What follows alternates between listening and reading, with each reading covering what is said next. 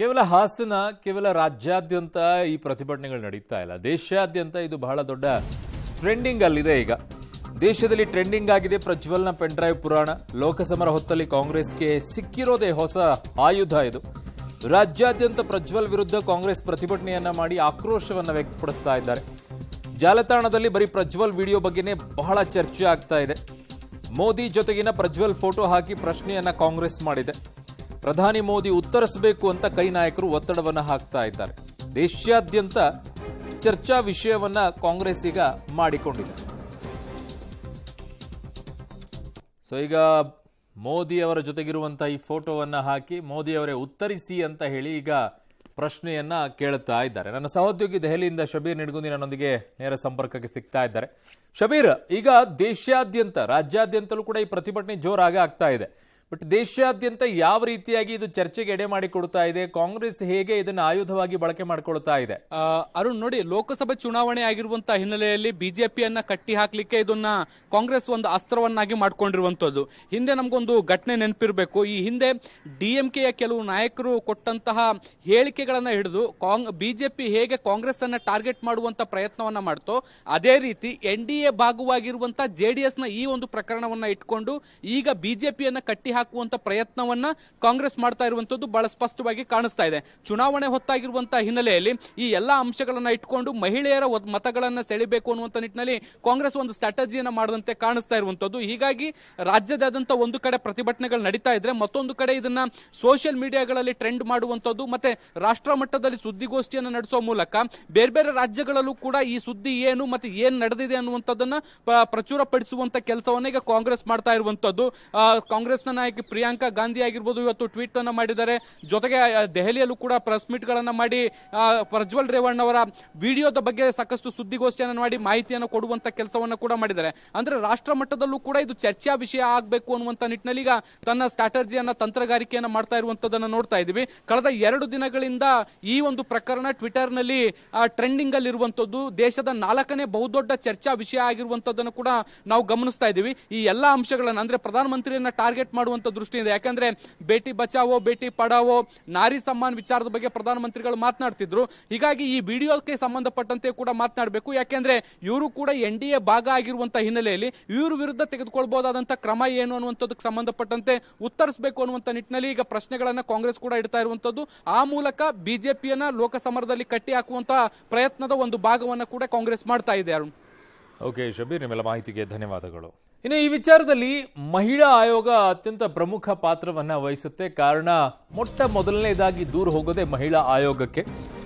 So Prajwal ವಿರುದ್ಧ ಲೈಂಗಿಕ ದೌರ್ಜನ್ಯ ಆರೋಪ ಏನಿದೆ, ಮಹಿಳಾ ಆಯೋಗದ ಅಧ್ಯಕ್ಷೆ ಡಾಕ್ಟರ್ ನಾಗಲಕ್ಷ್ಮಿ ಚೌಧರಿ ಹೇಳಿಕೆಯನ್ನ ಕೊಟ್ಟಿದ್ದಾರೆ. ಯಾರೇ ಸಂತ್ರಸ್ತರಿದ್ರೂ ಕೂಡ ದೂರನ್ನ ನೀಡಬಹುದು. ಸೊ ದೂರು ನೀಡುವವರ ವಿವರ ಗೌಪ್ಯವಾಗಿಡ್ತೇವೆ ಅಂತ, ಸಂತ್ರಸ್ತರ ರಕ್ಷಣೆ ನಮ್ಮ ಹೊಣೆ ಅಂತ ಆಯೋಗದ ಅಧ್ಯಕ್ಷೆ ಡಾಕ್ಟರ್ ನಾಗಲಕ್ಷ್ಮಿ ಚೌಧರಿ ಹೇಳಿಕೆಯನ್ನ ಕೊಟ್ಟಿದ್ದಾರೆ.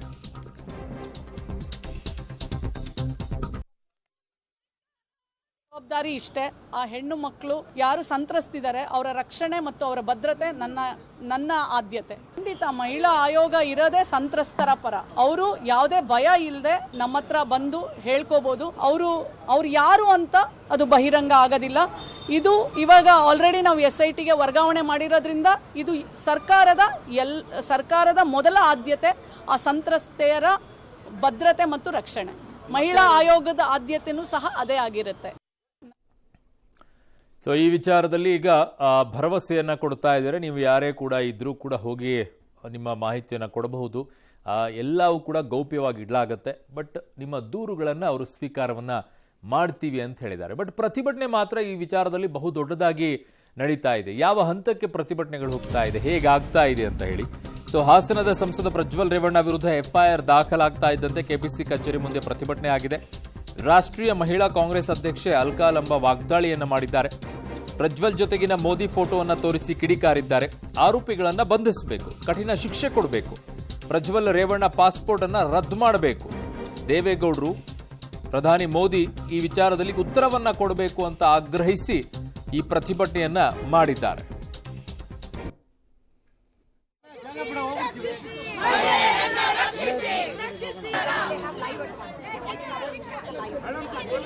ಮೇಡಮ್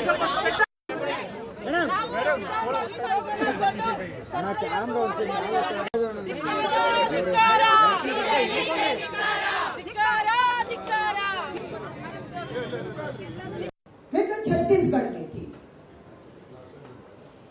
देश के हर कोने में ये जो हासन से सांसद प्रज्वल रेवन्ना कांड की चर्चा हो रही है, पूरा देश शर्मसार हो रहा है।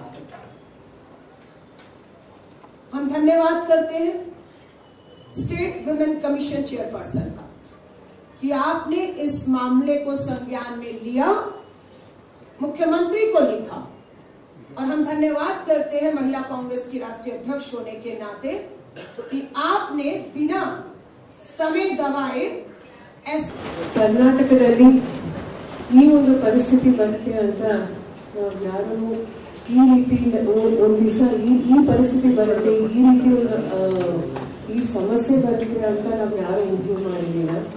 ಬಹಳ ಬಹಳ ದುಃಖ ಆಗುತ್ತೆ, ಬಹಳ ನೋವಿನಿಂದ ನಾವೆಲ್ಲರೂ ಸಹ ಇವತ್ತು ಬಂದಿದ್ದೀವಿ.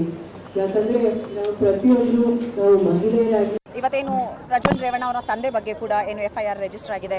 ಒಂದು ವಿಕ್ಟಿಮ್ ಆಚೆ ಬಂದು ಮಾತಾಡಿದ್ದಾರೆ. ಐ ರಿಯಲಿ ಅಪ್ರಿಷಿಯೇಟ್ ಅವರ ಕರೇಜ್, ಅವರ ಧೈರ್ಯವನ್ನು ಅಪ್ರಿಷಿಯೇಟ್ ಮಾಡ್ತೀನಿ. ಆದರೂ ಅವರ ಐಡೆಂಟಿಟಿನ ದಯವಿಟ್ಟು ಮಾಧ್ಯಮದವರಾಗ್ಬೋದು, ಜನಗಳಾಗ್ಬೋದು, ಇದನ್ನು ಒಂಚೂರು ಸೀಕ್ರೆಟ್ ಆಗಿಡಿ. ನಮ್ಮ ಒಂದು ಸೊಸೈಟಿಲಿರೋ ಕೆಲವು ರಿಗ್ರೆಸಿವ್ ಫೋರ್ಸಸ್ ಇನ್ನು ಮುಂದುವರೆದಿಲ್ಲ. ಇಲ್ಲಿ ವಿಕ್ಟಿಮ್ ಬ್ಲೇಮಿಂಗ್ ಆಗುತ್ತೆ. ಫಸ್ಟ್ ರಿಕ್ವೆಸ್ಟ್ ನಾನು ಅದೇ. ಸೊ ಇನ್ನು ಈ ಮುಂದುವರೆದ ಭಾಗದಲ್ಲಿ ಹಲವು ಟೀಕೆಗಳನ್ನ ನೇರವಾಗಿ ಮಾಡ್ತಾ ಇದ್ದಾರೆ. ಕುಟುಂಬದವರ ಗಮನದಲ್ಲಿದ್ದರೂ ಅವರಿಗೆ ಟಿಕೆಟ್ ಕೊಟ್ಟಿದ್ದಾರೆ, ಇದು ಸರಿಯಲ್ಲ. ಕೆಪಿಸಿ ಮಹಿಳಾ ಘಟಕದ ಅಧ್ಯಕ್ಷ ಪುಷ್ಪಾ ಅಮರನಾಥ್ ಅವರು ಹೇಳ್ತಾ ಇದ್ದಾರೆ, ಮೋದಿ ಅವರಿಗೆ ಉತ್ತರ ಕೊಡಬೇಕು, ಸಂತ್ರಸ್ತರ ಪರ ನಾವಿರ್ತೀವಿ, ಧೈರ್ಯವಾಗಿ ಮುಂದೆ ಬನ್ನಿ ಅಂತ ಹೇಳ್ತಾ ಇದ್ದಾರೆ.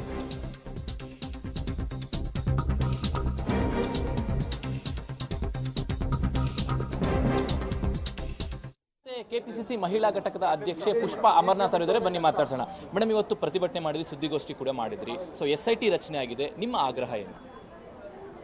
ಸಾಕ್ಷಿ ಆಧಾರದ ಮೇಲೆ ನ್ಯಾಯಯುತವಾದಂತಹ, ಪ್ರಾಮಾಣಿಕವಾದಂಥ, ಸತ್ಯವಾದಂಥ ತನಿಖೆ ಆಗಬೇಕು. ತಪ್ಪಿತಸ್ಥರಿಗೆ ಶಿಕ್ಷೆ ಆಗಬೇಕು. ಆ ಹೆಣ್ಣು ಮಕ್ಕಳ ಕಣ್ಣೀರನ್ನು ಒರೆಸ್ತಕ್ಕಂಥ ಕೆಲಸ ಆಗಬೇಕು. ಇದೇ ನಮ್ಮ ಬೇಡಿಕೆ. ರೇವಣ್ಣ ಅವರು ಜರ್ಮನಿಗೆ ಹೋಗಿದ್ದಾರೆ, 25ನೇ ತಾರೀಕು ಮಹಿಳಾ ಆಯೋಗದವರು ದೂರು ಕೊಟ್ಟರು, ಸರ್ಕಾರ ತಡ ಮಾಡಿದ್ಕೆ ಅವರು ಅಲ್ಲಿಗೆ ಹೋದ್ರು ಅನ್ನುವಂಥ ಆರೋಪಗಳು ಕೇಳಿಬರ್ತಿದೆ. ಕೂಡ ಊಹೆ ಮಾಡೋದಿಲ್ಲ, ಯಾರು ಕೂಡ ಕನಸು ಕಾಣೋದಿಲ್ಲ. ಯಾವಾಗ ಅದ್ರ ಗಂಭೀರತೆ ಅರಿವಾಗತ್ತಂದ್ರೆ ಮಹಿಳಾ ಆಯೋಗಕ್ಕೆ ಪತ್ರ ಬರೆದಿದ್ದು ಯಾವತ್ತವರು 25 ಸಂಜೆ ರಾತ್ರಿ ಏನೋ ಅವ್ರಿಗೆ ಬರ್ದಿದ್ದಾರೆ. ಎಲ್ಲೂ ಚುನಾವಣೆ, ಸರ್ಕಾರ ಅಲ್ಲ, ಎಲ್ಲರೂ ಕೂಡ ಚುನಾವಣೆ ಬ್ಯುಸಿಲಿದ್ವಿ. 26 ಅಭ್ಯರ್ಥಿಗಳು ಯಾರು ಅಕ್ಯೂಸ್ಡ್ ಇದಾರಲ್ಲ, ಇವತ್ತು ಯಾರು ನಮ್ಮ ರೇಪಿಸ್ಟ್ ಅಂತ ಹೇಳ್ತಾ ಇದೀವಲ್ಲ, ಅವರು ಕೂಡ ಅಭ್ಯರ್ಥಿಗಳಾಗಿದ್ರು. ಯಾರು ಕೂಡ ದೇಶ ಬಿಟ್ಟು ಓಡೋಗ್ತಾರೆ ಅಂತ ಅನ್ಕೊಳ್ಳಿಲ್ಲ. ಬಹುಶಃ ನಾವು ಅನ್ಕೊಂಡ್ವಿ ಅವ್ರು ಫೈಟ್ ಮಾಡ್ತಾರೆ, ಅವ್ರು ಇದ್ರಲ್ಲಿ ತಪ್ಪು ಮಾಡಿಲ್ವೇನೋ, ಅದೇನೋ ಫೇಕ್ ಇರ್ಬೋದು ಅಂತ. ಆದರೆ ಅವ್ರು ಈ ಥರ ದೇಶ ಬಿಟ್ಟು ಹೋಗಿದ್ದಾರೆ ಅಂದರೆ ಸಾಬೀತಾಗಿದೆ ಅವರು ಇದರಲ್ಲಿ ಅಕ್ಯೂಸ್ಡ್ ಇದ್ದಾರೆ ಅಂತ. ಆದರೆ ಒಂದಿನನೇ ತಡ ಮಾಡಿಲ್ಲ, ಮೊನ್ನೆನೇ ಅವತ್ತು 26 ರಾತ್ರಿನೇ ಇದಕ್ಕೆ ಸರ್ಕಾರ SIT ರಚನೆಗೆ ಆಗ್ರಹ ಮಾಡಿಬಿಟ್ಟಿದೆ. ಇವಾಗ ಏನಿದ್ರು ಕೂಡ ಫೇರ್ ಆಗಿ ಇದ್ರ ಮೇಲೆ ನಡಿಬೇಕಂದ್ರೆ ಕೇಂದ್ರ ಸರ್ಕಾರ ಬರಬೇಕು. ಯಾಕಂದರೆ ನಮ್ಮ ವಿಶ್ವಗುರುಗಳು ಮೋದಿ ಸಾಹೇಬರು ಬಂದು ಈ ಒಂದು ಪ್ರಕರಣದಲ್ಲಿ ಅವರ ಒಂದು ಶಕ್ತಿಯನ್ನು ತೋರಿಸಿ, ಎಲ್ಲೇ ಇದ್ರು ಪ್ರಪಂಚದ ಯಾವ ಮೂಲೆಯಲ್ಲೇ ಇದ್ರೂ ಕೂಡ ಪ್ರಜ್ವಲ್ ರೇವಣ್ಣವನ್ನು ಎಳ್ಕೊಬಂದು ಇಲ್ಲಿ ನಮ್ಮ ಮುಂದೆ ಕೂಡಿಸಿ ತನಿಖೆ ಮಾಡಿಸಿ ಅವ್ರೇನೋ ತಪ್ಪು ಅಂತ ಸಾಬೀತಾಗಿದ್ರೆ ಅವ್ರಿಗೆ ಶಿಕ್ಷಣ ಕೊಡಿಸ್ಲಿಕ್ಕೆ ನೋಡ್ಬೇಕನ್ನೋದೇ ನಮ್ಮ. ಅವ್ರನ್ನ ಹಿಡ್ಕೊಂಡು ಬರೋಕ್ಕೆ ಮೋದಿ ಅವರೇ ಬರಬೇಕಾ? ಯಾಕೆ SIT ಅವ್ರು BK ಸಿಂಗ್ ಅವರು ಸಾಕಾಗಲ್ವಾ? ಸಾಕ್ರಿ, BK ಸಿಂಗ್ ಅವ್ರಿಗಿಂತಲೂ ಪವರ್ಫುಲ್ ಆಗಬೇಕಾ? ಮೋದಿಯವರೇ ಹೋಗಿ ಕರ್ಕೊಂಡು ಬಂದು ಹಿಡ್ಕೊಂಡು ಬಂದು ಕೂಡಿಸ್ಬೇಕಾ? ಅಷ್ಟೊಂದು ಬೇಕಾ?